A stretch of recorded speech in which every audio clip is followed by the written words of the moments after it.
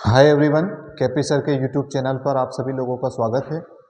आज मैं आपके लिए लेकर के आया हूँ क्लास 10th का chapter number 11 human I and the colourful world, जो कि काफ़ी इम्पोर्टेंट चैप्टर है आपकी एग्ज़ाम के पॉइंट ऑफ व्यू से, या अगर हम कॉम्पिटिटिव एग्ज़ाम के बारे में बात करें तो उसमें भी एक साइंस के अंदर काफ़ी अच्छा रोल ये चैप्टर रखता है।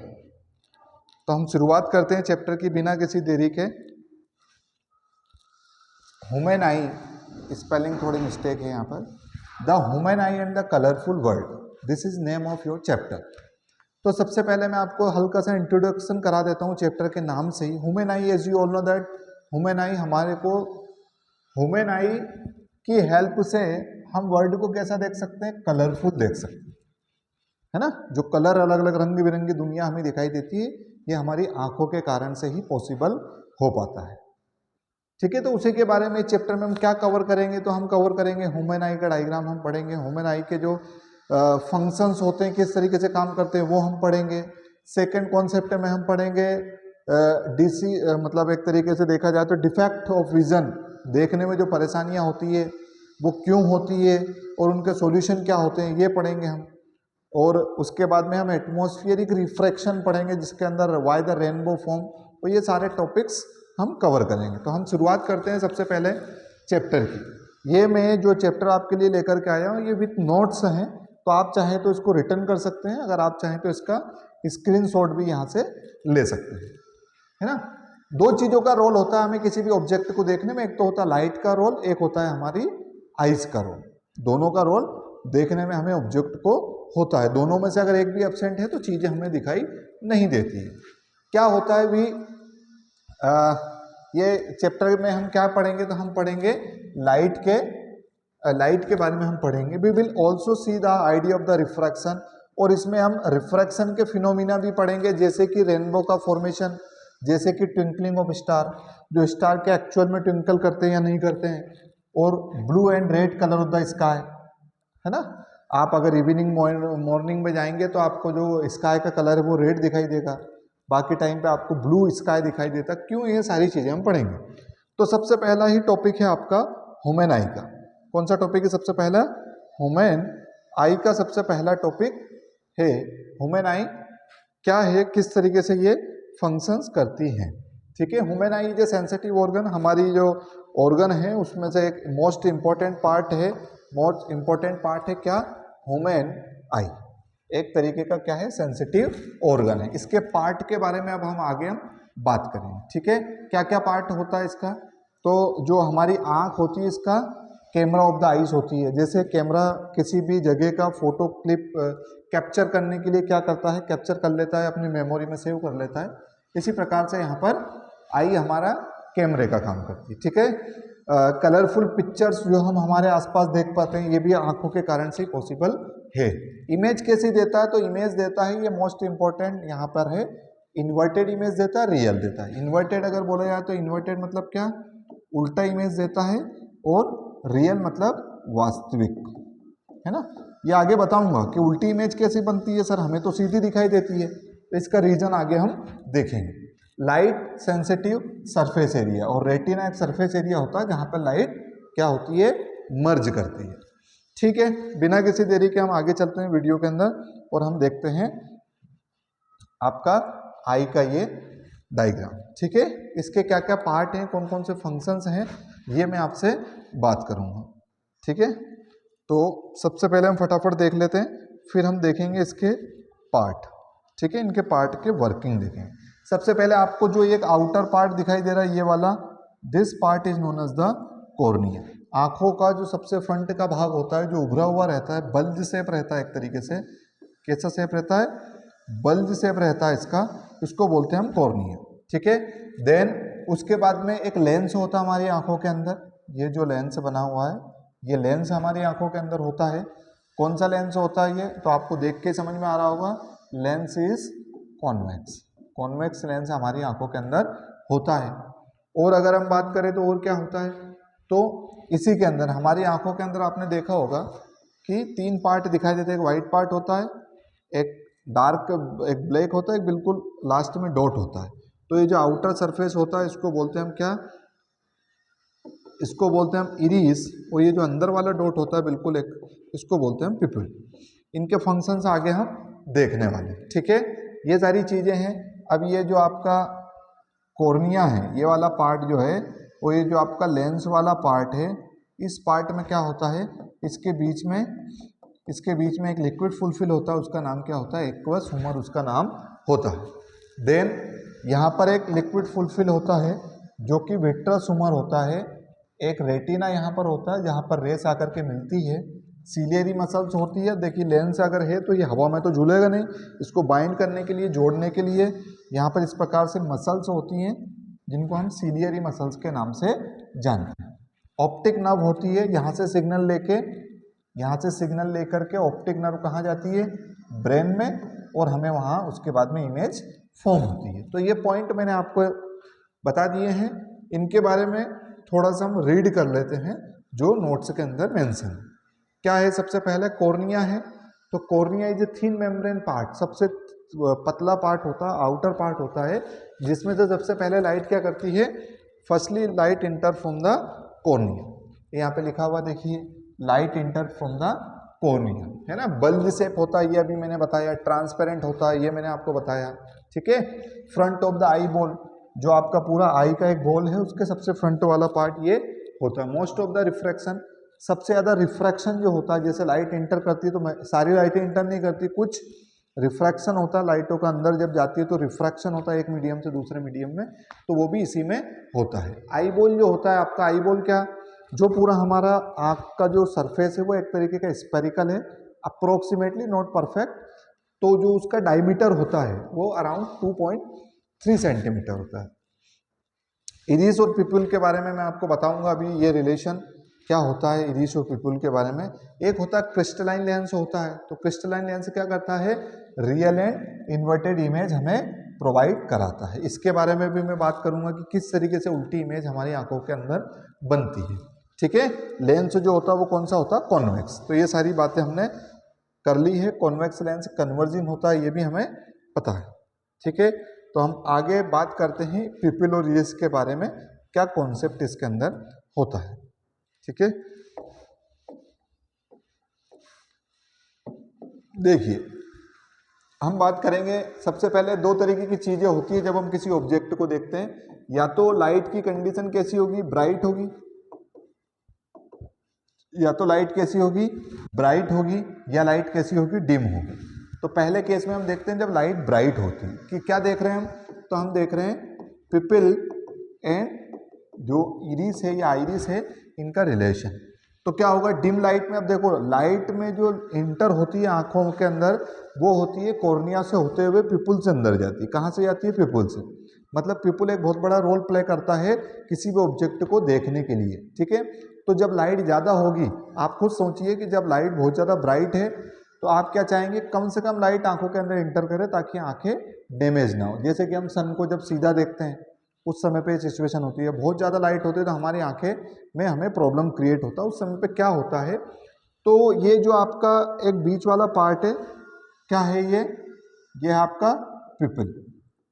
इसको छोटा होना पड़ेगा, है ना। आँख के अंदर जितनी भी चीज़ें हैं ये सारी की सारी मैक्सिमम फ्लेक्सिबल है, समय के अनुसार ये अपना आकार बदल लेती हैं। पिपल जो है छोटा हो जाएगा, और जो आपका क्या है, आपका आउटर सरफेस है इरिस, ये बड़ा हो जाएगा। जो इरिस है वो बड़ा हो जाएगा। इरिस कैसा हो जाएगा, लार्ज। कैसा हो जाएगा, लार्ज हो जाएगा।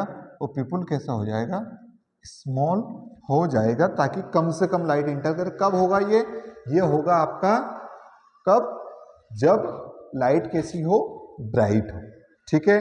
दूसरे केस में क्या होगा, जब लाइट कैसी हो, डिम।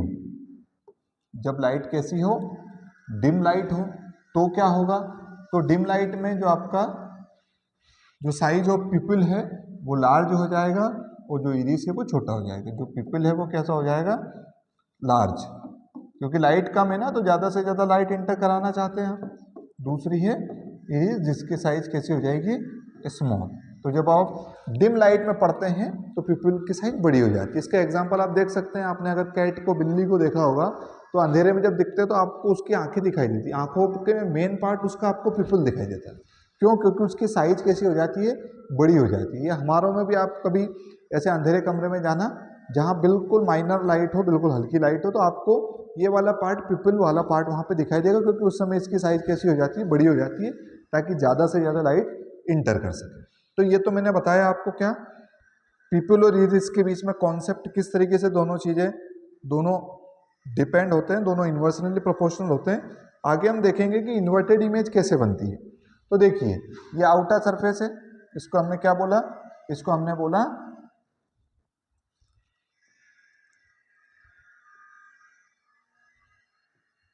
बोला क्या, ये आउटर सरफेस है, इसको हमने बोला this is a bulge shape, और बल्ज शेप में ये क्या है, ये है कॉर्निया। ठीक है, ये यहाँ पर है लेंस। अब मैं पार्ट का नाम नहीं लिख रहा हूँ, डायग्राम बना के मैं आपको बताता हूँ क्या होगा यहाँ से।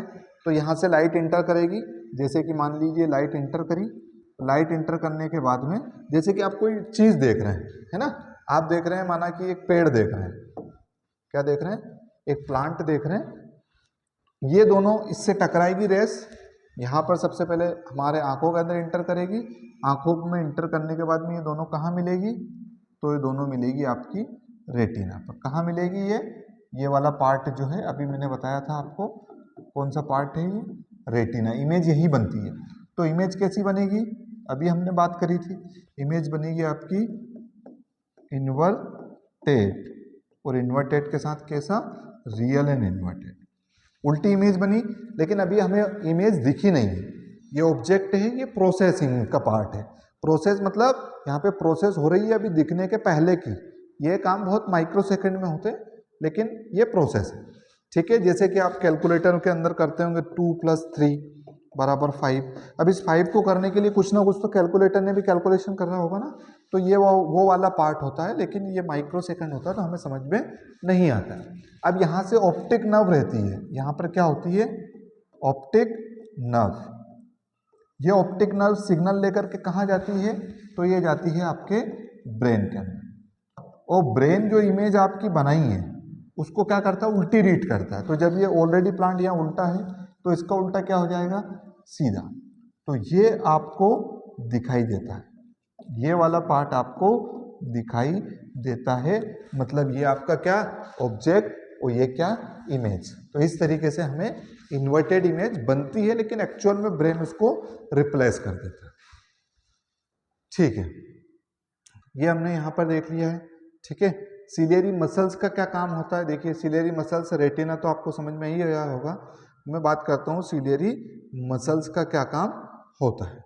देखिए सिलियरी मसल्स जो होती है, कौन, सिलियरी मसल्स होल्ड करके रखती है, किसको होल्ड करके रखती है, जो लेंस है, जैसे कि ये लेंस है, इस लेंस को क्या होगा, ये सिलियरी मसल्स ये इस प्रकार से रखी है।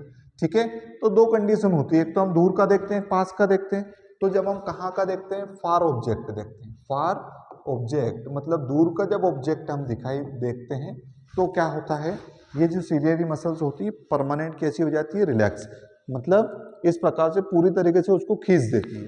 तो यहाँ पर इस केस में क्या होगा, जो आपकी सिलियरी मसल्स हैं, सिलियरी मसल्स हैं, वो कैसी हो जाती है, रिलैक्स हो जाती है। कैसी हो जाती है, रिलैक्स हो जाती है। उसके कारण से जो आपका लेंस है उसकी फोकल लेंथ क्या हो जाती है, फोकल लेंथ उसकी बढ़ जाती है ना, लार्ज हो जाती है या बढ़ जाती है। ठीक है, उसके बाद में अगर हम देखें फोकल लेंथ क्या हो जाता है, बढ़ जाती है, और जो आपका लेंस होता है वो कैसा हो जाता है, लेंस बिकम थिन। ठीक है ना, एक रबड़ लो आप, रबड़ को अगर खींचोगे तो पतला हो जाएगा, उसकी साइज जो लंबा हो जाएगा, फोकल लेंथ उसकी बड़ी हो जाएगी। तो ये कब होता है, ये सिलियरी मसल्स कब करती है, जब दूर का देखते हैं। पास का देखते हैं तो मतलब जब ऑब्जेक्ट कैसा हो, नियर हो, तो क्या होता है, जो आपका लेंस होता है वो ऐसा ठीक हो जाता है। तो जो सिलियरी मसल्स हैं, क्या है, सिलियरी मसल्स हैं, ये कैसी हो जाती है, ये हो जाती है कॉन्ट्रैक्ट।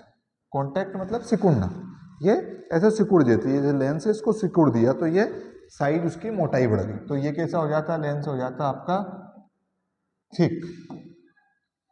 कैसा हो जाता है, यहाँ पे थिन हो जाता है, यहाँ पे हो जाता है थिक हो जाता है, ठीक है। और सेकंड बात अगर बात करें तो यहाँ फोकल लेंथ कैसी हो जाएगी, focal length become small, focal length कम हो जाती है। तो ये दो केस हैं, जब हम दूर का देखते हैं और जब हम पास का देखते हैं। I hope you understand. Ciliary muscles के बारे में मैंने बता ही दिया आपको। रेटिना के बारे में थिन मेम्ब्रेन होती है जो कि ब्रेन में सिग्नल लेकर के जाती है। पीपुल का क्या वर्क होता है इसको आप पढ़ सकते हैं, मैंने पूरा का पूरा आपको एक्सप्लेन कर दिया, आप पढ़ेंगे तो आसानी से समझ में आ जाएगा, ठीक है। अगला है कॉन्सेप्ट आपका प्रेसिपिटेशन ऑफ द विजन, है ना। इसका मतलब होता है कि जब हमारी आंखों में इमेज बनती है तो वो विजन जो होता है उसको in the time of the it is the time for which the sensation of the object is in the eyes. जब हमारी आंखों में किसी ऑब्जेक्ट की इमेज जो बनती है तो वो एक मिनिमम टाइम के लिए कितने समय तक बनती रहती है, तो एक सेकंड का 16 पार्ट अगर आप करेंगे तो उतने सेकंड तक हमारे वो इमेज होती है। जैसे आपने कभी ट्रेन में आप बैठे होंगे, सामने वाली ट्रेन स्पीड से जा रही है तो आपको दिखाई नहीं देता है, क्यों? क्योंकि आपको दिखाई कब देगा, जब एक सेकंड का 16 पार्ट उस आपकी आंखों में वो इमेज बनी रहे, तब आपका ब्रेन उसको रिकॉग्नाइज कर पाता है, ठीक है। ये सीलियरी मसल्स का देखिए कब रिलैक्स होती है, ये आप प्रॉपर तरीके से इसका स्क्रीनशॉट ले सकते हैं। रिलैक्स कब होती है देखिए, तो रिलैक्स जब होगी तो आई बॉल थिन हो जाएगा, इंक्रीज हो जाएगी फोकल लेंथ, है ना। डिस्टेंस ऑब्जेक्ट देखने के लिए रिलैक्स होती है। जब नियर ऑब्जेक्ट देखना होता है तो कॉन्ट्रैक्ट होती है, उस समय ऑब्जेक्ट आपका लेंस ठीक हो जाता है, फोकल लेंथ डिक्रीज हो जाती है। ये फार पॉइंट और नियर पॉइंट हमारी आंखों के अंदर, फार पॉइंट और नियर पॉइंट मतलब सबसे कम दूरी का हम क्या देख सकते हैं, तो सबसे कम डिस्टेंस में हम सबसे कम से कम डिस्टेंस जो होती है वो 25 सेंटीमीटर होती है। जैसे हम जो एक बुक रीडिंग का जो हमारा डिस्टेंस होता है वो एक राइट डिस्टेंस होता है। अगर आप बुक को थोड़ा जो और पास लेके आएंगे तो वर्ड आपके कैसे हो जाएंगे, ब्लर हो जाएंगे और आपको प्रॉपर तरीके से दिखाई नहीं देगा। तो वो कितना है, 25 सेंटीमीटर डिस्टेंस आपकी आंखों से किसी भी चीज़ को जब आप पढ़ रहे हैं तो होना चाहिए। मैक्सिमम डिस्टेंस की बात करें तो मैक्सिमम डिस्टेंस जो होती है आपकी इन्फिनिटी होती है। इन्फिनिटी देखा जाए तो आप कुछ भी देख सकते हैं, जैसे हम सन को देख पा रहे हैं, इट इज कहाँ पर है वो है आपका इन्फिनिटी पर, है ना। हम स्टार्स को देख पा रहे हैं, कहाँ पर है वो, इन्फिनिटी। तो ये नियर पॉइंट और फार पॉइंट हुआ आपका। अगला है आपका defect of vision. Defect of vision को अगर देखा जाए तो डिफेक्ट ऑफ विजन का मतलब क्या, डिफेक्ट मैंने बोला था पहला पार्ट इस चैप्टर का खत्म हो गया जहां पर हमने आईज के पार्ट के बारे में पढ़ा। अगला है उससे होने वाले डिफेक्ट और उसका करेक्शन, किस प्रकार से वो दिक्कतें होती है तो किस प्रकार से उसको करेक्ट किया जाता है। तो देखिए defect of vision and the their correction. तो सबसे पहली प्रॉब्लम है, चार प्रॉब्लम हम यहाँ पर पढ़ेंगे। कैटरेक्ट प्रॉब्लम पढ़ेंगे, मायोपिया पढ़ेंगे और उसके बाद में पढ़ेंगे हम हाइपरमेट्रोपिया और उसके बाद हम पढ़ेंगे प्रेसबायोपिया। चार दिक्कतें यहाँ पर हम पढ़ने वाले हैं। कैटरेक्ट क्या है, the image can not see the distinctly because the lens become the milky and cloudy, the condition is cataract, it cause the partial of the vision. इसमें क्या होता है, व्यक्ति जो होता है उसको प्रॉपर तरीके से मिल्की मिल्की दिखाई देता है, मतलब एकदम धुंधला टाइप का दिखाई देता है उसकी आंखों के सामने, उसको हम बोलते हैं cataract problem. This is can be corrected, कैसे किया जाता है, तो सर्जरी करके आई लेंस जो ऑपरेशन हम बोलते हैं, सर्जरी करके एक आर्टिफिशियली लेंस आंखों के अंदर इंटर किया जाता है। जनरली ये प्रॉब्लम होती है किन के अंदर, ओल्ड एज पर्सन के अंदर होती है, बुजुर्ग व्यक्तियों के अंदर ये होती है। अगला है मायोपिया, दूसरी दिक्कत है मायोपिया। अब यहाँ पे समझना ये होगा कि नाम इसका मायोपिया है, एक और नाम इसका नियर साइटेडनेस। तो समझना ये होगा कि नियर साइटेडनेस तो बहुत सारे बच्चे समझ जाते हैं कि नियर साइटेडनेस मतलब उसको पास को देखने की दिक्कत है, नहीं। नियर साइटेडनेस मतलब उसको पास का तो दिखाई दे रहा है, दूर का दिखाई नहीं दे रहा है, ठीक है। Near a person can be see the nearby object, है ना। मायोपिया का अंदर व्यक्ति को पास का तो दिखाई देता है, दूर का दिखाई नहीं देता है। तो यही चीजें यहां पर नोट डाउन है।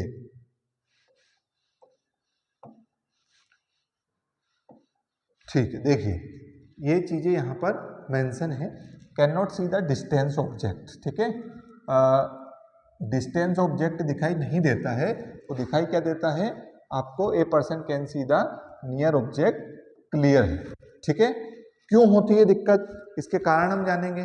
तो देखिए, ये तो एक नॉर्मल आई है जो हेल्दी आई है, यहाँ से रेस गई और प्रॉपर कहाँ पर मिली है, रेटिना पर। अब इमेज कब बनती है, जब रेटिना पर इमेज बनती है।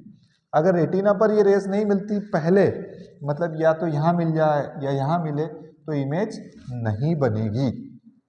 तो क्या होगा, ये जो आई बॉल है इसमें ऐसा क्या हो जाएगा, तो आई बॉल जो है, अगर मानिए लीजिए आई बॉल बड़ा हो गया आपका, ये आई बॉल की साइज 2.3 सेंटीमीटर से ज़्यादा हो गई, तो आपके लेंस की कैपेसिटी तो वही है ना, वो तो रेस वहीं पे मिला रहा है, लेंस में दिक्कत नहीं है, ऐसे रेस जा रही है वहीं मिल रही है, लेकिन आई बॉल का साइज और आगे चला गया है। तो एक तो प्रॉब्लम ये होता है कि आई बॉल बिकम लार्ज।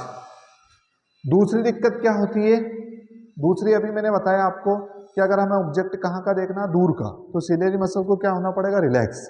लेकिन सिलियरी मसल रिलैक्स नहीं होते हुए परमानेंट कैसे हो जाती है, परमानेंट कैसे हो जाती है, कॉन्ट्रैक्ट हो जाती है। मतलब ऐसा इस प्रकार से लेंस थीन नहीं हो पाता है, वो परमानेंट कैसा हो जाता है, ठीक हो जाता है। ये नहीं हो पाता है और ये हो जाता है।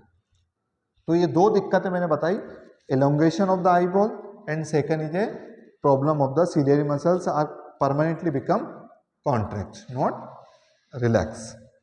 ठीक है, तो देखिए ये तो एक करेक्ट डायग्राम है, ये डायग्राम है आपका काय का, ये डायग्राम है प्रॉब्लम वाला डायग्राम। आई बॉल की साइज हो गई तो यहाँ मिल गया, अब हमें क्या करना पड़ेगा, चश्मा लगाना पड़ेगा, और उस चश्मे की हेल्प से ये रेस को हमें कहाँ लेके जाना पड़ेगा, अगेन रेटिना पर।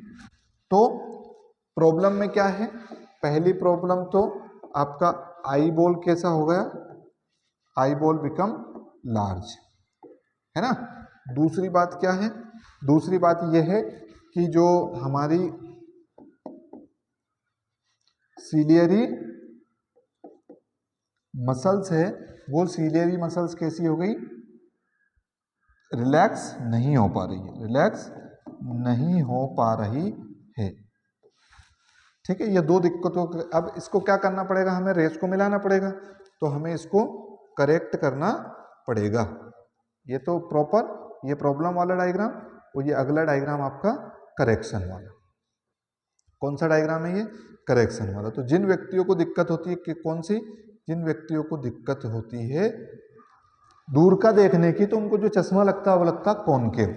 आपको पहचानते होंगे अगर आपने चैप्टर पढ़ा होगा तो, ये है कॉनकेव। तो कॉनकेव कैसा होता है, कॉनकेव होता है आपका डाइवर्जिंग। तो जैसे ही रेस इस पे आएगी तो ये सबसे पहले उसको डाइवर्स करेगा, और जब ये लेंस पे जाएगा तो ये प्रॉपर यहाँ पे कॉर्नर पे जाएगा, और थोड़ा सा जैसे आप अगर देखेंगे तो एक व्यक्ति को आपने यहाँ से चलाया, एक को यहाँ से चलाया, तो ये दोनों अगर ऐसे मुँह करके चलेंगे तो कहाँ मिलेंगे, यहाँ। लेकिन अगर ये डिस्टेंस आपने बढ़ा दी तो ये और ज़्यादा आगे मिलेंगे, ऐसा। तो इसी केस में इसी प्रकार से होता है, और फाइनली करेक्ट हो जाता है मायोपिया। मायोपिया करेक्ट कैसे होता है, ध्यान रखना है, कॉनकेव लेंस की सहायता से। ठीक है, इसके अपोजिट दूसरी एक प्रॉब्लम है जिसको अपन बोलते हैं क्या, हाइपरमेट्रोपिया। क्या बोलते हैं, हाइपरमेट्रोपिया, मतलब फार साइटेडनेस, मतलब दूर का तो दिखाई दे रहा है, पास का दिखाई नहीं दे रहा है। और जब भी हम बात करेंगे इसकी, तो आप पहले माइंड में सोचिए कि व्यक्ति को क्या हो रहा है दिक्कत, हाइपरमेट्रोपिया मतलब फार साइटेडनेस, मतलब दूर का तो दिखाई दे रहा है, पास का दिखाई नहीं दे रहा है। पास का दिखाई नहीं दे रहा है तो पास का दिखाई देखने के लिए क्या पॉसिबल है, जो आपका लेंस उसको, उसके सिलियरी मसल्स को कैसा होना पड़ेगा, कॉन्ट्रैक्ट होना पड़ेगा। तो यहाँ पे कॉन्ट्रैक्ट नहीं होते हुए परमानेंट वो रिलैक्स हो, अपोजिट उसका क्या हो गई, रिलैक्स हो गई। तो मायोपिया के अंदर क्या होगा, ए person can not C the nearby object clearly, है ना, can not C the nearby object clearly, distance object दिखाई देता है। ठीक है, क्या होता है इसमें, तो देखिए ये तो नॉर्मल आई है, प्रॉपर तरीके से जा रही है और मिल रही है। अब क्या होगा, अगर इस आई बॉल की जो साइज है, अगर ये छोटी हो गई, मान लो ये आई बॉल छोटा हो गया, तो ये रेस तो यही मिल रही है, लेकिन क्या हुआ, आई बॉल छोटे होने से ये रेस चली गई पीछे, हाँ चली गई पीछे।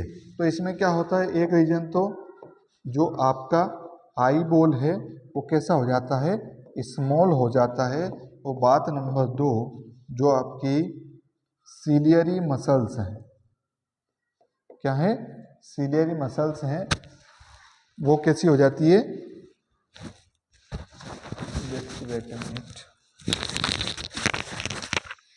जो आपकी सीलियरी मसल्स हैं वो हो जाती है कैसी, वो हो जाती है परमानेंट। ठीक है, जो सीलियरी मसल्स हैं वो कैसी हो जाती हैं, तो वो हो जाती है परमानेंट, ये परमानेंट कॉन्ट्रैक्ट हो जाती है, रिलैक्स नहीं हो पाती। परमानेंट कैसी हो जाती है, कॉन्ट्रैक्ट हो जाती है, वो रिलैक्स नहीं हो पाती है। ठीक है, अब इसका करेक्शन करने के लिए क्या चीजें चाहिए, देखो ये बड़ा हो गया तो यहाँ आफ्टर द रेटिना रेज मिल रही है, करेक्ट कैसे किया जाएगा, तो वो वाला केस, इसको थोड़ा हमें रेस को कन्वर्ज करना पड़ेगा तो ताकि पास में मिल जाए, तो हम कॉन्वेक्स लेंस लगाते हैं। कौन सा लेंस लगता है यहाँ पर, कॉन्वेक्स लेंस यहाँ पर यूज होता है।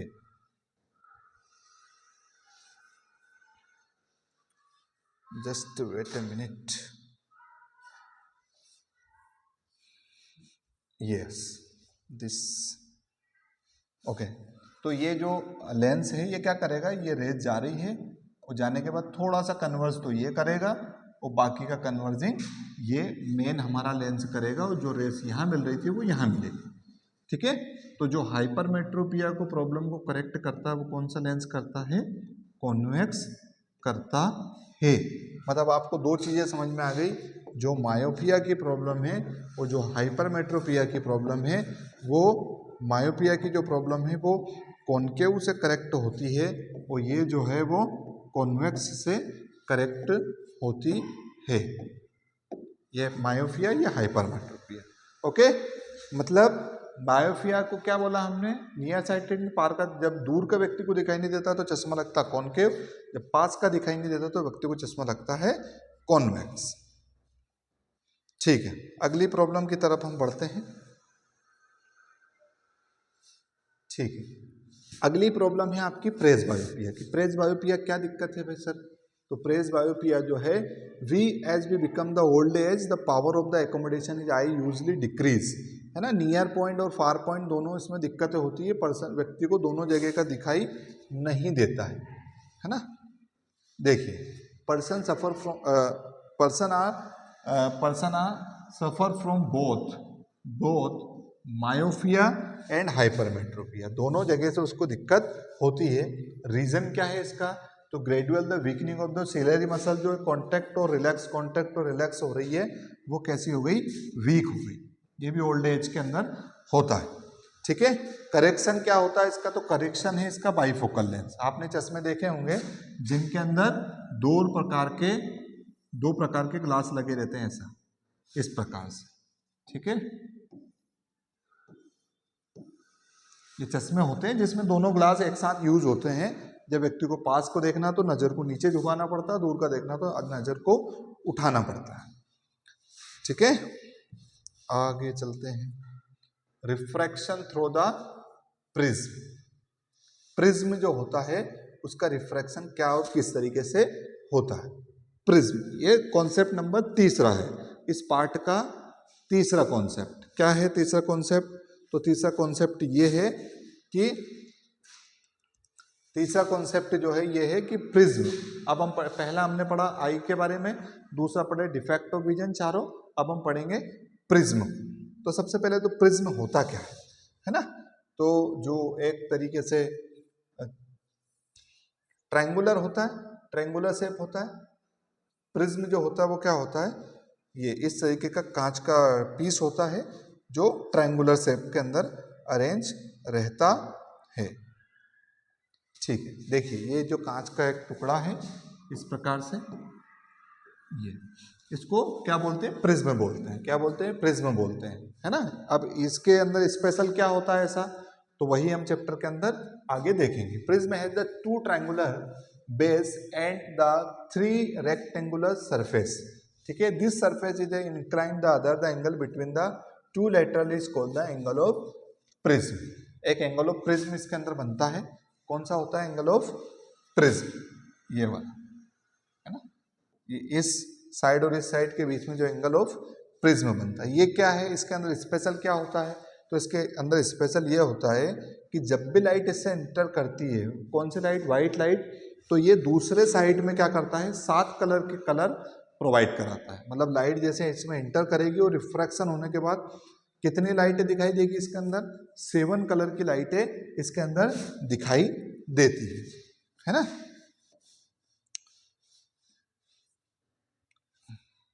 जैसे कि यहां मैं बता देता हूं आपको, जैसे ये देखिए, ये यहाँ पे व्हाइट लाइट एंटर कराई है ना, न्यूटन ने ये लॉ दिया था। न्यूटन सबसे पहले यहाँ से व्हाइट लाइट क्या हुई, इंटर हुई। कौन सी लाइट इंटर हुई, व्हाइट, तो व्हाइट ही बना देते हैं। फिर व्हाइट लाइट अगर इंटर हुई है तो इसको हटा देते हैं, है ना। जस्ट वेट ए मिनट, ठीक है। देखिए दिखाई दे रहा है आपको, दिखाई नहीं दे रहा है मतलब दिखाई दे रहा है, और अगर दिखाई दे रहा है इसका मतलब कहीं ना कहीं व्हाइट लाइट नहीं। तो ये व्हाइट लाइट जा रही है, आपको दिखाई नहीं देगा because what is also white, ठीक है।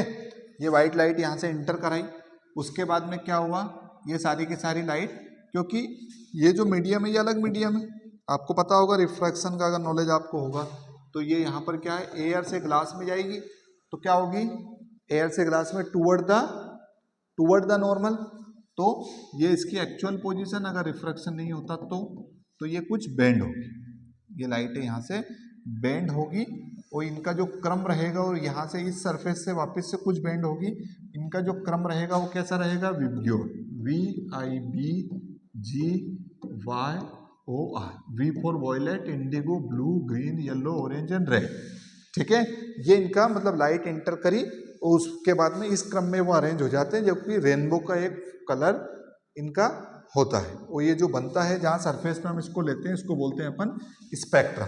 अब बात ये है मेन कॉन्सेप्ट की कि सबसे कम लाइट जो बेंड हुई वो कौन सी हुई, रेड, सबसे ज्यादा कौन सी हुई, वॉयलेट। तो सबसे कम बेंड रेड क्यों हुई और सबसे ज्यादा वॉयलेट क्यों हुई, ये समझने वाली बात है। ये न्यूटन ने लॉ दिया था कि व्हाइट लाइट अगर आप प्रिज्म से पास कराओगे तो क्या होगा, क्या होगा, तो होगा ये 7 कलर प्रोवाइड कराता है, ठीक है।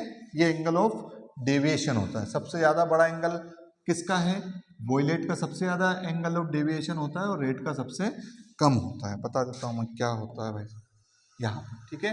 देखिए ये जो लाइन जा रही है, अब इससे ये कितना मुड़ी, ठीक है, ये इससे देखो, तो ये इससे अगर इसका एंगल बनाएंगे रेड का तो सबसे कम बनेगा, सबसे ज्यादा किसका बन रहा है, ये वॉयलेट के साथ। देखिए वॉयलेट के साथ में बड़ा एंगल यहाँ पर बन रहा, ये पूरा वॉयलेट का है, ये छोटा सा रेड का है। तो ऐसा एंगल क्यों बनता है, ठीक है। Why the red colour is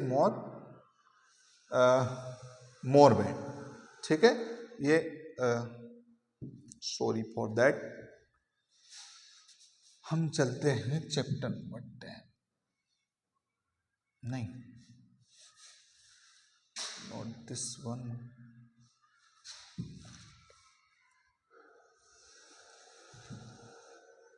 yes, ठीक है।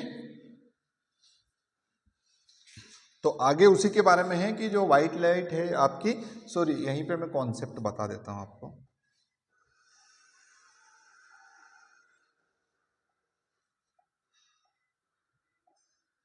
ठीक है।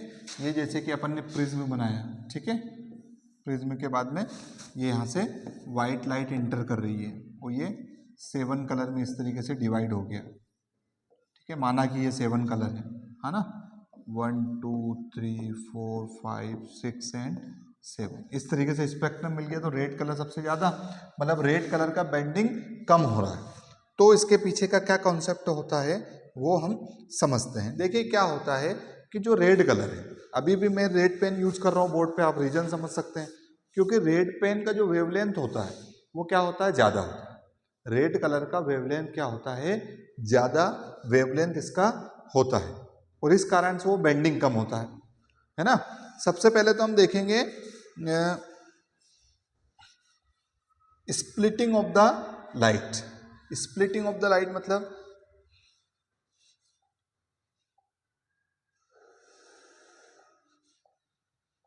स्प्लिटिंग ऑफ लाइट का मतलब ये होता है कि जब कोई लाइट किसी मीडियम, जैसे मीडियम के अंदर पार्टिकल तो होते ही हैं, हाँ कि ना, तो ये पार्टिकल हैं, जब कोई लाइट यहाँ से चलती है तो इनसे चलने के बाद ये लाइट क्या होती है, ऐसे टकरा करके इन पार्टिकल से इधर उधर फैल जाती है। अब जो जितनी टकरा करके लाइट फैलेगी इधर उधर, उसको क्या बोलते हैं अपन?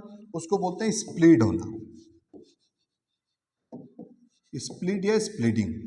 ठीक है, क्या होता है? तो ये लाइट बिखरती है। अब जो लाइट कम बिखरती है, हाँ कि ना, बिखरती तो सारी लाइट है वैसे, तो जो लाइट कम बिखरती है उसको क्या बोलते हैं? उसका वेवलेंथ ज़्यादा होता है, उसका वेवलेंथ ज़्यादा होता है। और जो कम बिखरती है उसका वेवलेंथ कम होता है। जो ज़्यादा, अगर कोई वेवलेंथ अगर किसी की ज़्यादा है तो उसका स्प्लिटिंग ऑफ लाइट कम होगा। ठीक है, और आगे हम देखेंगे इसमें कि वॉयलेट ब्लू कलर जो होता है, आपको अगर मैं कोई कलर बना के यहाँ बताऊँ तो आपको सबसे अट्रैक्टिव कलर रेड कलर दिखाई देगा। क्यों? क्योंकि वो एक तो उसकी वेवलेंथ क्या ज़्यादा है, वेवलेंथ ज़्यादा होने से उसकी बेंडिंग कम है। क्या कम है? उसकी बेंडिंग कम है। देखिए मेरे को वेवलेंथ और इनके बीच में रिलेशन कैसा होता है। तो जो वेवलेंथ होती है, क्या होती है? वेव लेंथ होती है। वेवलेंथ को लैम्बडा से हम रिप्रेजेंट करते हैं। Wavelength is directly proportional, inversely proportional to bending of light. मतलब जो कलर बेंड ज़्यादा होगा उसकी वेवलेंथ कम होगा, और जो कम बेंड होगा, सबसे कम बेंड कौन हो रहा है? रेड। तो रेड की वेवलेंथ क्या है? ज़्यादा है। और वॉयलेट की वेवलेंथ क्या है? इसकी वेवलेंथ कम है। ये आपको समझ में आ गया होगा कि बेंडिंग और वेवलेंथ का क्या रिलेशन है ना। और उसके बाद में सेम कॉन्सेप्ट आपका होता है का स्प्लिटिंग ऑफ लाइट का। स्प्लिटिंग की कौन सी लाइट ज़्यादा बिखरती है, तो ये भी स्प्लिटिंग ऑफ लाइट जो है, splitting of light is inversely proportional to 1 bending. जो कलर बेंड ज़्यादा हो रहा है, जो ज़्यादा हो रहा है उसका स्प्लिटिंग कम होता है। या सुनो, यहाँ पर 2 मिनट रुकने, कॉन्सेप्ट अभी हम देखेंगे कि जो जैसे कि रेड कलर कम उड़ रहा है तो उसका स्प्लिटिंग भी कम होता है, मतलब वो बिखरता कम है, इसलिए वो लॉन्ग डिस्टेंस को कवर कर सकता है ना। Spreading of white light into band of the colour, है ना, विबग्योर ये देता है, ये मैंने आपको बता दिया है। ठीक है, आइजैक का न्यूटन फर्स्ट हु ऑब्टेन फायदा splitting of the light into the components are the dispersion. जो व्हाइट लाइट निकल करके 7 कलर में बोलती है, इस फिनोमिना को क्या बोलते हैं? इस फिनोमिना को बोलते हैं डिस्पर्जन। ठीक है, the different of the components of light bend to the different angles with the respect to the incident angle, है ना, leads to the violet is the bend most, है ना। वॉयलेट जो है बेंड मोस्ट होता है। क्यों? क्योंकि उसके वेवलेंथ कम होती है। जैसे जैसे आप नीचे से ऊपर जाएंगे, मतलब सबसे ज़्यादा रेड का वेवलेंथ होता है, फिर धीरे धीरे जैसे नीचे आएंगे वेवलेंथ कम होता है। मतलब V, I, B, G, Y, O और आर, रेड का वेवलेंथ सबसे ज़्यादा होता है इसलिए वो बेंड कम होता है, और वॉयलेट का वेवलेंथ सबसे कम होता है इसलिए वो सबसे ज़्यादा बेंड होता है। ठीक है, ये न्यूटन ने लॉ दिया था जो अभी अभी हमने पढ़ा है, sunlight by the glass prism का। ठीक है, उन्होंने एक एक्सपेरिमेंट और करा था कि अगर हम 2 प्रिज्म ले, एक को सीधा रखें एक को उल्टा रखें, तो अगर ये व्हाइट लाइट इसमें इंटर करेंगे तो यहाँ पर तो 7 कलर आएंगे। क्या ये 7 कलर इसमें इंटर करने पे 1 कलर आएंगे? तो बिल्कुल ये जो एक्सपेरिमेंट था सक्सेसफुल हुआ था। जब 2 प्रिज्म आप ऐसे रखते हो तो एक प्रिज्म में जब लाइट जाती है और दूसरे प्रिज्म में जब 7 कलर इंटर करते हैं तो उस साइड में जो लाइटें इंटर करेगी वो कितनी होगी? 1 कलर होगी। तो इससे फाइनल हो गया था कि white colour is a combination of 7 colour, and जब हम 7 कलर को मिला देते हैं तो व्हाइट कलर का निर्माण होता है। और आपको पता भी होगा कि इसी प्रकार से आपका जो हमारे कलर बनते हैं वो भी इसी प्रकार से कॉम्बिनेशन से बनते हैं। ठीक है, तो आई होप यू अंडरस्टैंड।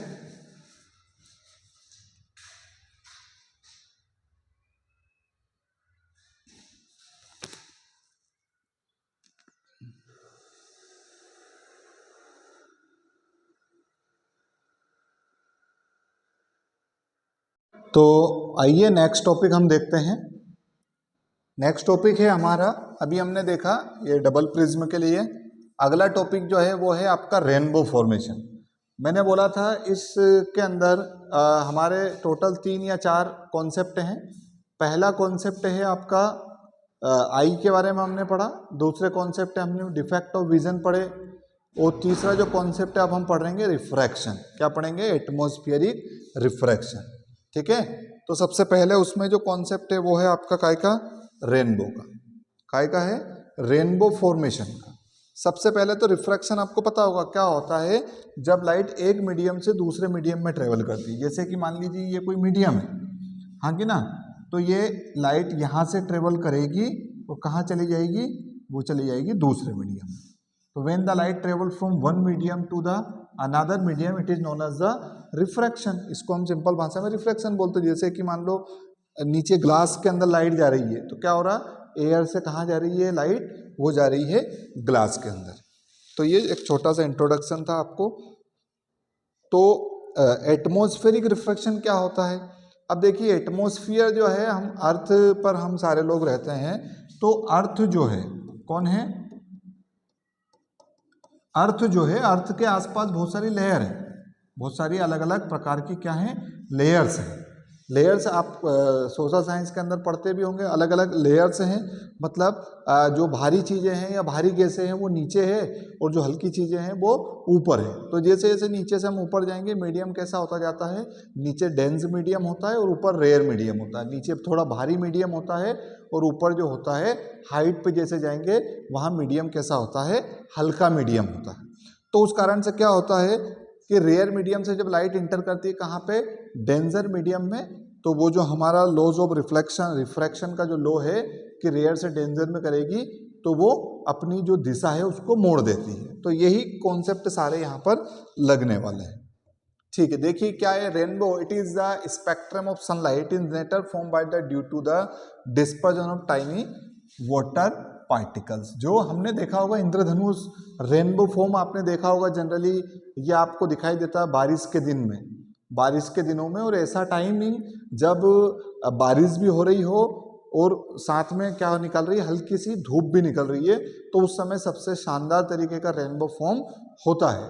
या अगर बाकी टाइम में आपको दिखेगा तो जो भी हमारे वाटर के रिसोर्सेस हैं, जैसे कि पॉन्ड हुआ या कोई बड़ा नदी हुई, वहाँ पर उसके ऊपर दिखाई देता है, क्योंकि वाटर ड्रॉप्स जो होते हैं वो एक तरीके से, जैसे अभी मैंने प्रिज्म बताया आपको, तो प्रिज्म क्या होता है? ये एक ट्रायंगुलर शेप होता है। जब व्हाइट लाइट आप यहाँ डालेंगे इसके अंदर, तो ये 7 कलर में उसको डिवाइड कर देगा, है ना। तो ये कौन काम कर रहा है? यहाँ पर कौन कर रहा है? वो प्रिज्म कर रहा है। और वहाँ पर कौन करेगा? वाटर के ड्रॉप्स करेंगे। किस तरीके से क्या चीज़ें होती हैं वो आगे हम देखेंगे। इसके पहले मैं एक छोटा सा कॉन्सेप्ट आपको बताने वाला हूँ, वो है आपका क्या? Total internal refraction.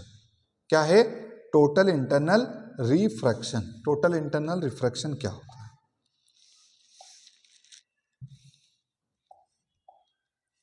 देखिए क्या होता है कि जब मान लीजिए यहाँ पर एक लाइट है, क्या है? यहाँ पर एक लाइट है, या सुन नो, और ये हमने यहाँ से रेस को,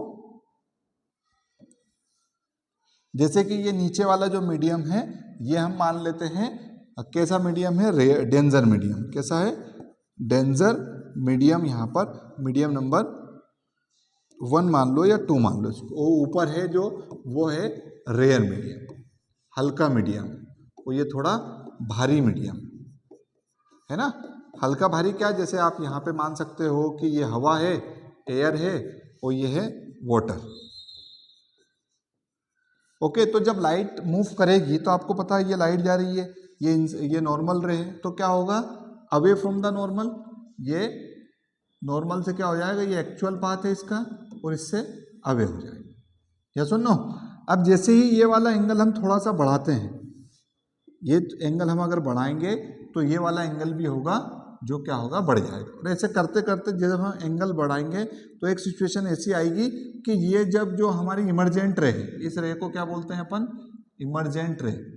जो हमारी इमरजेंट रे है वो इस एक्सिस पर आ जाएगी। किस पर आ जाएगी? इस एक्सिस पर आ जाएगी। तो मान लीजिए ये है। अब अगर और इससे ज़्यादा अगर हम बढ़ाएंगे एंगल, ये इंसिडेंट जो एंगल है हम नॉर्मल के साथ अगर और ज़्यादा बढ़ाएंगे तो क्या होगा? बिल्कुल देखिए क्या होगा, ये दो अलग अलग मीडियम है, ये मीडियम मान लो 1 है, ये 2 है, ठीक है।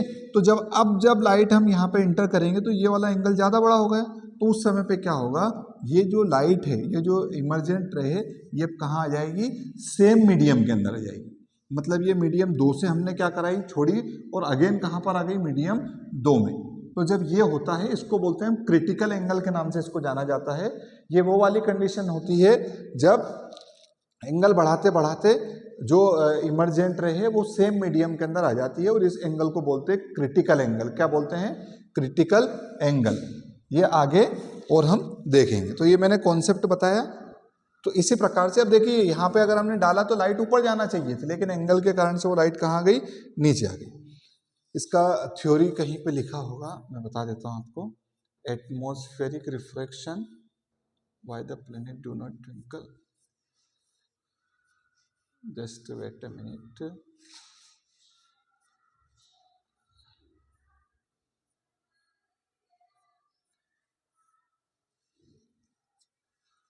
ओके, शायद देके नहीं रखा है ना। चलिए, तो ये इसी के केस पर रेनबो फॉर्म काम करता है। रेनबो क्या होता है, it is the spectrum of sunlight nature due to the dispersion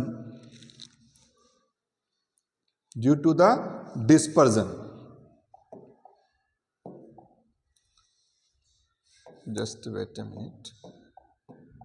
देखिए यहाँ पे क्या है, रेनबो है।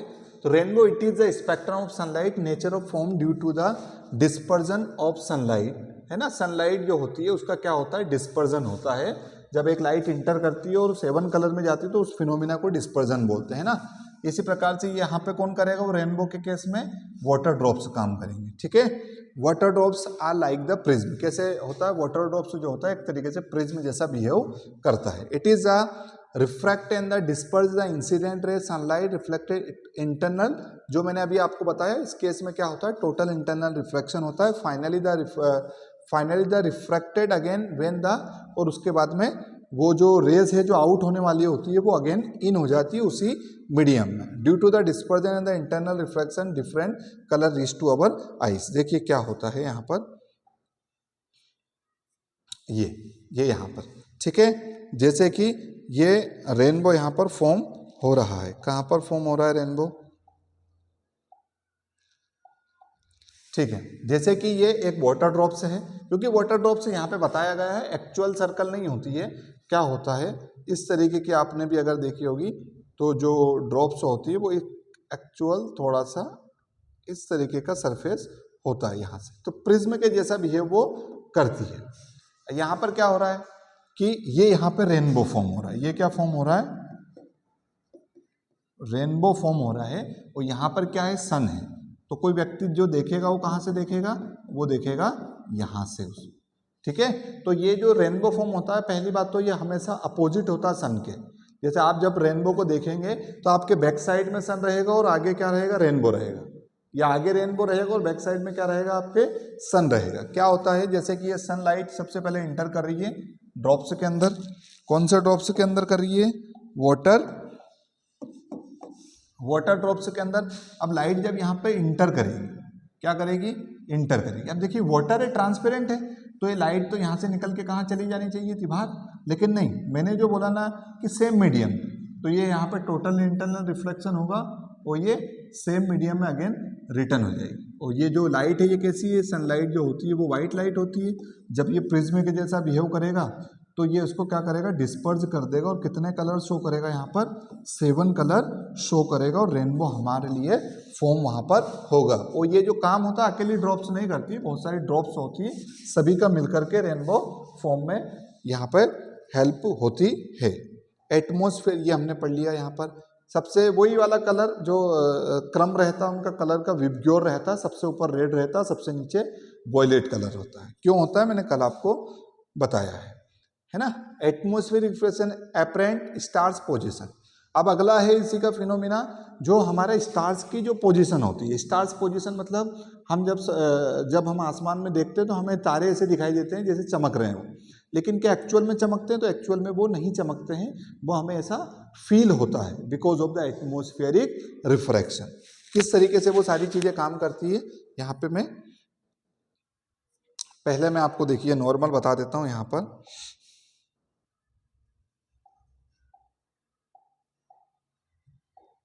देखिए ये हमारी अर्थ है, क्या है ये, अर्थ है, ठीक है।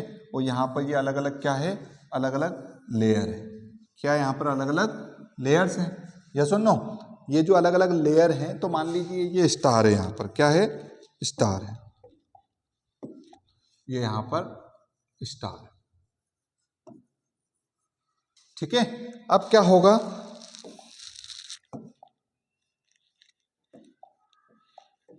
ठीक है, मैंने आपसे बोला कि स्टार से लाइट आएगी, कोई व्यक्ति अगर यहाँ से उसको देखेगा, यहाँ से कोई व्यक्ति इस स्टार्स को देखेगा तो इसको चमकते हुए दिखाई देगा। ये मीडियम अलग अलग है इनके, ऊपर के जो मीडियम है वो रेयर मीडियम है, यहाँ भी रेयर है, नीचे आओगे तो आप मीडियम कैसा होता जाएगा, डेंजर होता जाएगा। ऐसी एक लेयर नहीं, बहुत सारी लेयर। तो जब लाइट यहाँ से ट्रेवल करेगी इस तरीके से, क्या करेगी, ट्रेवल यहाँ से लाइट करेगी, तो देखिए ये नॉर्मल रहे, ये एक्चुअल पोजीशन। अब कहाँ से कहाँ आ रही है, रेयर से डेंजर में। तो आपको पता है जब लाइट कहाँ से आती है, रेयर मीडियम से आती है, और डेंजर में जाती है टूवर्ड द नॉर्मल हो जाती है, मतलब ये नॉर्मल की तरफ झुक जाती है। अब इस वाले सरफेस पे गिरेगी, अगेन ये नॉर्मल, तो ये फिर झुक जाएगी ऐसे, ये सुनो। तो इस व्यक्ति को जो है, ये जब यहाँ से देखेगा तो इसकी आँख कैसी फील कर रही है कि ये जो रेस आ रही है कहाँ से आ रही है, यहाँ से आ रही है। तो जो स्टार यहाँ बना हुआ है उसको कहाँ दिखाई देगा, यहाँ पर दिखाई देगा। ये किस कारण से होता है, ये रिफ्रैक्शन के कारण से। अब थोड़ी देर बाद ये रिफ्रैक्टिव वापस से चेंज होगा, एटमॉस्फेयर के आसपास तो कोई फिक्स तो होता नहीं है, अगेन चेंज होगा। तो ये हो सकता है कि आगे ये इस प्रकार से ट्रेवल करे, तो आने वाले टाइम में उसको स्टार यहाँ दिखाई देगा, जबकि इसकी एक्चुअल पोजीशन ये है, ये इसकी एपरेंट पोजीशन है, मतलब जो हमें फील होता है वो वाली position. I hope you understand. तो यही यहाँ पे डायग्राम के थ्रू बताया गया है ना। अप्रेंट ड्यू टू द ये काय के कारण से हुआ, एटमोस्फेयर रिफ्रैक्शन के कारण से of star sunlight, the temperature and the density of the different layer of the atmosphere. जो हमारे अर्थ के आसपास की जो लेयर्स हैं उनकी डेंसिटी क्या है, सबकी अलग अलग। क्या है डेंसिटी, इनकी डेंसिटी जो है अलग अलग होती है। देखिए क्या लिखा रहा है, different layer keep to the have the different medium. Just wait a minute. Apparent position. The star's light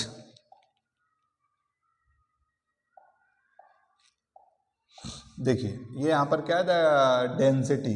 main काम किसका है, डेंसिटी अलग अलग होती है। Keeping varying, hence we have two different medium. Distance star act the point source of light, ठीक है। जो स्टार से सबसे बड़ी बात तो क्या है, वो दूर है हमसे, डिस्टेंस ज़्यादा है उनका, ठीक है। When the stars enter the light atmosphere undergoes refraction continuously due to the changing of refractive index. Refractive index के बदलने से क्या होता है, रेयर टू डेंजर। मैंने बोला सबसे ऊपर जो मीडियम है वो रेयर है, नीचे आते आते डेंजर हो जाता है। तो ये बेंड होती है किसकी तरफ, नॉर्मल की। तो ऐसे झुकते झुकते झुकते झुकते हमारे पास आती है। जब हम यहाँ से देखेंगे तो हमारी आइज की कैपेसिटी होती है सीधी रेज देखने की, तो उसको स्टार कहाँ लगेगा, नेक्स्ट जगह पर लगेगा, जबकि यहाँ पर एक्चुअल में वो था। Okay, due to this apparent position the star different from the actual position. इसी कारण से हमें स्टार जो है वो अलग पोजीशन में दिखाई देता है। ये इसका डायग्राम है, देखिए कोई बॉय यहाँ पर स्टैंड है, तो ये ऐसे रेज आएगी और ये टूवर्ड हो जाएगी, तो यहाँ से सीधी ये दिखाई देगा, जबकि एक्चुअल पोजीशन ये क्या होता है, रिफ्रैक्टिव इंडेक्स डिक्रीज होता है, जैसे ऊपर जाते हैं नीचे आते हैं तो इंक्रीज होता है।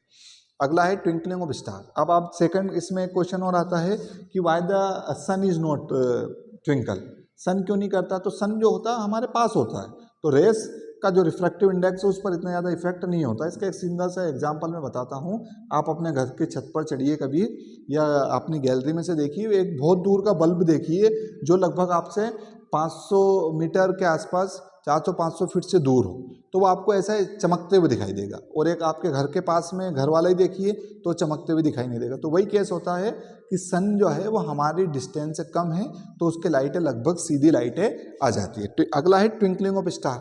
ये मैंने बता ही दिया, स्टार्स क्यों ट्विंकल करते हैं। Hence the amount of the light to fluent and the bright of the sun. ये दो टॉपिक है इसमें, एक तो एक्चुअल पोजीशन वाला है कि ये अपरेंट पोजीशन, एक्चुअल पोजीशन। अब ये कभी स्टार यहाँ दिखेगा, फिर रिफ्रैक्टिव इंडेक्स चेंज होगा, फिर यहाँ दिखेगा। तो ये चीज़ें भी मैंने क्लियर कर दिया आपको, ठीक है। The due to the atmospheric reflection distance star act like the point source of light as the beam of light. Screenshot ले लेना, इसको आप पढ़ सकते हैं। अगला है आपका प्लेनेट नॉट ट्विंकल, वही वाला केस जो प्लेनेट है सन वाला केस कि प्लेनेट क्यों नहीं करते हैं।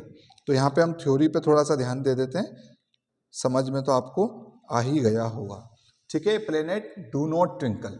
Okay, planets are closer to the earth. क्या बोला मैंने कि ये पास होता है, क्या होता है हमारे पास होता है। Extend to the source of light the collection of the large number of point size source of light, therefore the total amount of the light इंटरवाइज is all individual point source of the nullified to twinkling. तो जो atmospheric refraction जैसी है कि ये अलग अलग layers हैं, तो ये जब पास में रहेगा तो इसका इफेक्ट इतना नहीं होता है, ये सीधे जो व्यक्ति की आंखों के अंदर सीधे इंटर करती है, तो जहाँ होता है वहीं पर ये दिखाई देता है, और चमकते हुए भी दिखाई ये हमें नहीं देता। ओके, अगला है advance sunrise and delay sunset. जो हमें एडवांस सनराइज, जो सनराइज होता है मतलब जो सूर्योदय होता है उससे लगभग 2 मिनट पहले हमें सूर्य दिखाई देने लग जाता है, और आफ्टर क्या है डिले सनसेट, सनसेट होने के बाद तक हमें वो दिखाई देता है। इसका कारण भी क्या है, देखिए हम जो अर्थ है हमें सन कब दिखाई देता है, एक्चुअल में सन कहीं जाता है क्या, सन कहीं नहीं जाता है, सन केवल एक जो उसका सर्कल होता है वो अर्थ के बैक साइड चला जाता है, इसलिए हमें दिखाई नहीं देता है।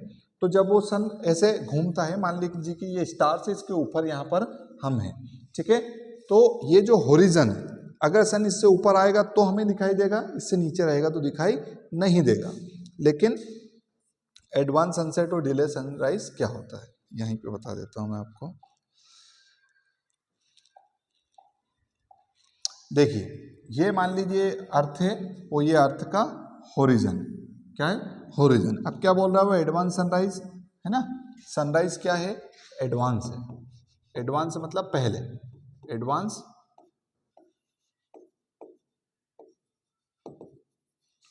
एडवांस सनराइज कब होता है, तो ये जो होरिजन है, देखिए एडवांस सनराइज मतलब अभी सन जो है, कोई व्यक्ति यहाँ अर्थ के ऊपर है वो देख रहा है, अभी सन कहाँ पर है यहाँ पर, या सुनो, लेकिन ऐसा फील होता है 2 मिनट तक, जैसे कि अगर 7 बजे हमारा सूर्य और सनसेट का सनराइज का टाइम है, तो लगभग ये घटना होगी 6:58 पर, मतलब 2 मिनट 3 मिनट का अंतर रहता है। तो क्या होगा, अब इसमें लाइट तो है, लाइट तो ये इमिट करेगा, तो जब ये लाइट यहाँ पे इमिट करेगा और जैसे लाइट वो होरिजन के ऊपर जाएगी, क्योंकि यहाँ पे क्या है ये टोटल यहाँ पर रिफ्रैक्टिव इंडेक्स अलग है, तो ये ऐसी लाइट जो है ऐसी मुड़ती हुई जाती है, तो ये जो व्यक्ति होता है इसको ये सन कहाँ दिखाई देता है, इसको फील होता है कि सन कहाँ गया, ऊपर आ गया, जबकि सन अभी कहाँ है होरिजन के नीचे। तो ये तो हुई एडवांस सनराइज की बात। अब डिले सनसेट, तो जब सन घूमते घूमते कहाँ जाता है, यहाँ जाता है। एडवांस सनराइज मतलब सन अभी ओरिजिन के नीचे मतलब सूर्य तो नहीं हुआ तब भी दिखाई दे रहा है। अब सनसेट होने के 2 मिनट बाद तक, अब सनसेट हो गया अगेन, यहाँ सन नीचे चला गया होरिजन के, ये सुन लो, तो भी क्या होगा, लाइट तो इमिट वो कर रहा है, तो यहाँ से ये जो लाइट जाएगी ये, क्योंकि यहाँ पे क्या है अलग अलग लेयर है अर्थ के आसपास, तो ये इस तरीके से मूव होके जाएगी। तो जो उसको व्यक्ति को कब तक लगेगा, ये जब तक 2 मिनट के केस रहेगा, जैसे ये सन थोड़ा सा अपनी पोजीशन को नीचे लेगा तो हमें दिखाई देना बंद कर देगा। ये तो ये एक्चुअल काम होता है एडवांस सनराइज और डिले सनसेट का।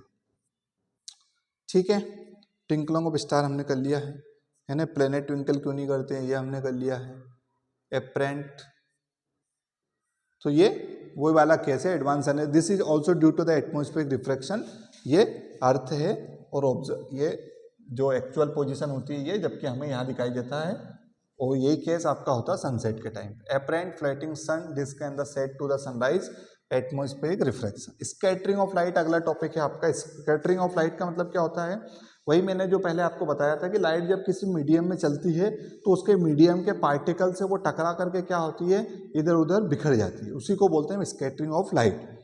तो सन यहाँ पे स्कैटरिंग ऑफ लाइट, उसका जो इफेक्ट होता है उसको Tyndall effect, when the beam of light strike in the minor particles of the earth atmospheric suspended particle dust and the molecules of the air, path of the beam are visible, phenomena is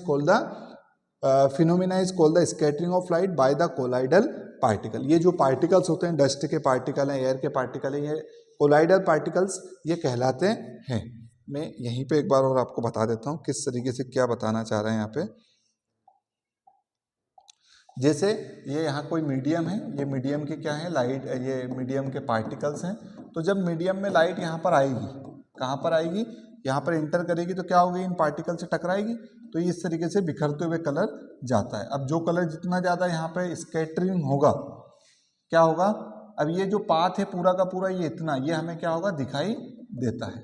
ठीक है, तो ये जो बिखर रही है light, इसको क्या बोला अपन ने, इसको बोला अपन ने, सॉरी इसको बोला अपन ने, जो बिखर रही है लाइट इसको अपन ने बोला स्कैटरिंग। क्या बोला, स्कैटरिंग ऑफ लाइट। ओके, अब इस स्कैटरिंग के कारण से जो पाथ दिखाई दे रहा है इसको बोलते हैं टिंडल इफेक्ट। और ये जो पार्टिकल्स हैं इनको अपन बोलते हैं क्या, कोलाइडल पार्टिकल, जो बड़े पार्टिकल्स होते हैं, जैसे कि एयर का पार्टिकल्स हुआ, डस्ट पार्टिकल्स हुए, वो वाले। ठीक है, अब जो कलर जितना बिखरेगा, जैसे कि एक इस प्रकार से समझिए, आपके जेब में खुले पैसे हैं, एक एक दो दो के नोट हैं, अब आपकी जेब क्या है, फटी। अब जिसकी जेब ज़्यादा फटी होगी वो जल्दी ख़त्म हो जाएंगे, है ना। सपोज करो वो 50 मीटर भी नहीं चला और उसके जेब में से सारे पैसे गिर गए, और अब जिसकी जेब कम फटी है तो वो क्या करेगा, लॉन्ग डिस्टेंस तक जाएगा। तो वही है, जो कलर ज़्यादा स्कैटर होगा वो कम डिस्टेंस कवर करता है, और जो कलर ज़्यादा स्कैटर होता है वो कम डिस्टेंस कवर करता है, जो कम स्कैटर होता है वो ज़्यादा डिस्टेंस कवर करता है। इसीलिए तो रेड कलर को क्या होता है, डेंजर सिग्नल वगैरह पे यूज़ किया जाता है। क्यों, क्योंकि वो कलर हमारी आंखों तक आ सकता है, वो क्योंकि वो स्कैटरिंग कम होता है। स्कैटरिंग कम क्यों होता है, क्योंकि उसका वेवलेंथ ज़्यादा होता है। स्कैटरिंग और वेवलेंथ एक दूसरे के इन्वर्सनली प्रोपोर्शनल है। ऐसा कलर जिसका वेवलेंथ ज़्यादा होता है, जैसे कि जो हम रेनबो के अंदर हमने देखा, या प्रिज्म के अंदर हमने देखा, क्या देखा अपन ने, VIBGYOR, यही देखा, विब्ग्योर कलर होता है। तो इसमें क्या होता है, ये सबसे कम बैंड होता है। बैंड की बात छोड़ो, अभी हम बात करेंगे केवल स्कैटरिंग की। किसकी बात कर रहे हैं अपन, स्कैटरिंग की, है ना। स्कैटरिंग की जो बात कर रहे हैं, तो यहाँ पे सबसे ज़्यादा वेवलेंथ होता है रेड का। जैसे जैसे जैसे जैसे नीचे जाएंगे वेवलेंथ कम होता जाता है, मतलब सबसे कम वेवलेंथ किसका है, वायलेट का। तो स्कैटरिंग सबसे ज़्यादा किसकी होगी, जिसका वेवलेंथ कम होगा। तो ये इसके इन्वर्सनली प्रोपोर्शनल होता है। किसके, मतलब scattering is inversely proportional to 1/λ, lambda मतलब वेवलेंथ, है ना। तो जिस कलर की वेवलेंथ जितनी ज़्यादा, वो स्कैटरिंग उतना कम होता है। तो ये रेड कलर की वेवलेंथ कितनी है, ज़्यादा है, तो ये स्कैटरिंग कम होता है, हाँ कि ना। और इसकी कम है, इसकी क्या है, वेवलेंथ बहुत कम है, तो ये स्कैटरिंग ज़्यादा होता है।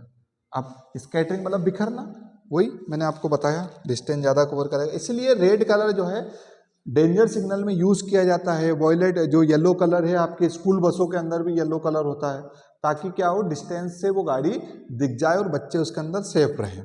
तो ये जो कलर है ये कम यूज़ होते हैं, जहाँ पर डेंजर सिग्नल हमें शो करना होता है वहाँ पर जनरली ये ऊपर वाले कलर ही यूज़ होते हैं, है ना। इसीलिए क्वेश्चन आता है, रेड सिग्नल में जो सिग्नल होता है उसका कलर रेड क्यों होता है, हाँ कि ना। एम्बुलेंस वगैरह के पीछे भी रेड से लिखा रहता है। जो जहाँ पे डेंजर चीज़ें होती हैं वहाँ पर ये सिंगल यूज़ करता है। ठीक है, तो ये सारी चीज़ें मैंने आपको बता दी है। ठीक है, टिंडल इफेक्ट वगैरह। अब यहाँ पे क्या होगा, वेरी फाइन पार्टिकल, कब कौन सा कलर कब कहाँ कैसा करता है।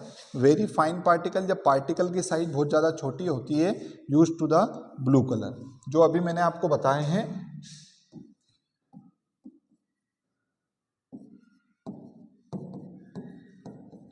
ठीक है ना। तो यहाँ पर क्या बोल रहा है, ये very fine particle scatter the mainly blue colour. जो छोटे पार्टिकल्स होते हैं उनमें लगभग केवल ब्लू नहीं, ये पूरे के पूरे जो 3 कलर हैं ये क्या करते हैं, ज़्यादा स्कैटर करते हैं। कब, जब पार्टिकल की साइज कैसी हो, फाइन हो, या पार्टिकल बहुत ज़्यादा छोटा हो। या सुनो, large size particle scatter the longer wavelength, जिनकी वेवलेंथ ज़्यादा होती है ना, इनको कौन से पार्टिकल, ये सबकी ज़्यादा होती है, इनको कौन से पार्टिकल करते हैं, लार्ज पार्टिकल, है ना। वेरी लार्ज अमाउंट, है ना, द स्काई इज वाइट। और अगर the very large enough the sky appears the white. और अगर सारे कलर अगर स्कैटर हो जाते हैं तो हमें आसमान कैसा दिखाई देता है, वाइट दिखाई देता है। ये सुनो,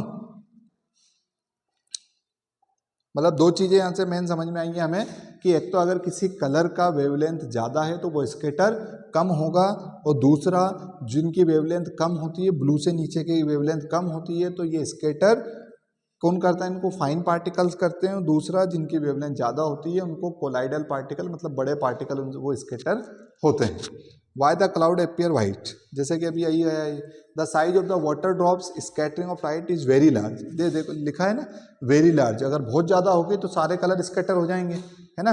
hence the all wavelength of the light almost equally, तो सारे कलर ज़्यादा ही बड़े पार्टिकल, एक तो फाइन, एक थोड़े बड़े, एक बहुत ज़्यादा बड़े पार्टिकल्स हैं। तो हमें आसमान में सीधा देखते तो वाइट दिखाई देता है, क्योंकि यहाँ पे वाटर के ड्रॉप्स प्रेजेंट होते हैं हवा के अंदर, तो वो सारे कलर को क्या कर देते हैं, सारे कलर को क्या कर देते हैं, स्कैटर कर देते हैं। तो सबका जो मिक्सअप होता है वो वाइट कलर होता है, because white colour is a combination of 7 colour. Why the sky is blue, है ना, क्लाउड्स जो है वाइट दिखाई देते हैं, स्काई हमें ब्लू क्यों दिखाई देती है? तो the most of the molecules air and other fine particles is the fine particle का नाम क्या बता रहा है वो, यहाँ पर फाइन पार्टिकल की बात कर रहा है। काय की बात कर रहे हैं, काय की बात कर रहे हैं यहाँ पर वो, fine particles in the atmosphere have the size smaller than the wavelength of the visible light, hence the blue colour is shorter wavelength than the red, hence it is the scatter of the most. तो जो कौन सा colour होता है, blue colour होता है, इसका scattering, इसका जो वेवलेंथ होता है वो क्या होता है, कम होता है। इस चक्कर में स्कैटरिंग ज़्यादा होता है और हमें आसमान, क्योंकि हमें वही कलर दिखाई देता है जो स्कैटर होता है ना।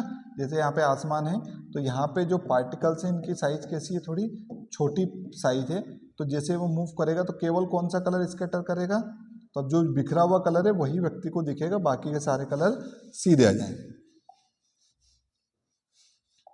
नेक्स्ट टॉपिक क्या है आपका, according to the ray lighting scattering of light. मैंने बोला आपसे scattering of light is inversely proportional to 1 lambda. Lambda मतलब वेवलेंथ, तो अगर किसी चीज़ की वेवलेंथ ज़्यादा तो स्कैटरिंग कम तो वेवलेंथ ज़्यादा। No earth atmosphere what will happen, अगर सपोज यहाँ पे एटमोस्फेयर ही नहीं होता है, एटमोस्फेयर मतलब जो हवा के पार्टिकल्स हैं, जो वाटर के पार्टिकल्स हैं, जो गैस के पार्टिकल्स हैं, अगर वो नहीं होता तो क्या होता, वो नहीं होता तो स्कैटरिंग होती ही नहीं। स्कैटरिंग नहीं होती तो जो स्काई है वो पूरा हमें कैसा दिखाई देता, ब्लू डार्क दिखाई देता। कैसा दिखाई देता, डार्क दिखाई देता, क्योंकि पार्टिकल्स होने के बाद, टकराने के बाद ही हमें कलर दिखाई देते हैं। Colour of the sunset and sunrise, आपने एक चीज़ और नोटिस करी होगी कि जो सनसेट और सनराइज के टाइम पे, मतलब इवनिंग और मॉर्निंग के टाइम पे क्या होता है, हमें सन का कलर रेडिश दिखाई देता है। रेडिश मतलब एक तरीके का रेड का, येलो का और ऑरेंज का कॉम्बिनेशन रेडिश कलर कहलाता है, वो हमें दिखाई देता है। वो भी क्यों दिखाई देता है, while the sunset and sunrise the color of the sun is surrounding the appears red during the sunset and sunrise the sun is near the horizon, बिल्कुल horizon के वो क्या होता है, पास होता है। therefore the sunlight has a travel longer distance atmosphere due to the most of the blue light shorter wavelength scatter away by the particles। कैसे particle has the travel larger distance, है ना। तो जो कलर होते हैं वो देखिए यहाँ पे बता देता हूँ इसको भी मैं आपको,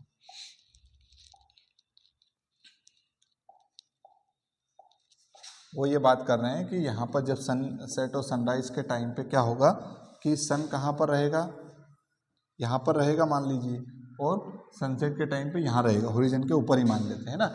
तो क्या होगा, जब ये कलर मूव करेंगे यहाँ से इस तरीके से, तो क्या होगा, जो कलर है, कौन से कलर, यहाँ पे पार्टिकल फाइन पार्टिकल रहेंगे, तो जो ब्लू कलर है वो एंड हो जाएगा यहीं पर, या सुनो, क्योंकि खत्म हो गया, बिखरेगा ना, वो स्कैटरिंग ज़्यादा होगी तो फाइन पार्टिकल से टकरा करके छोटे वेवलेंथ वाले कलर जो हैं वो सारे बिखर जाएंगे।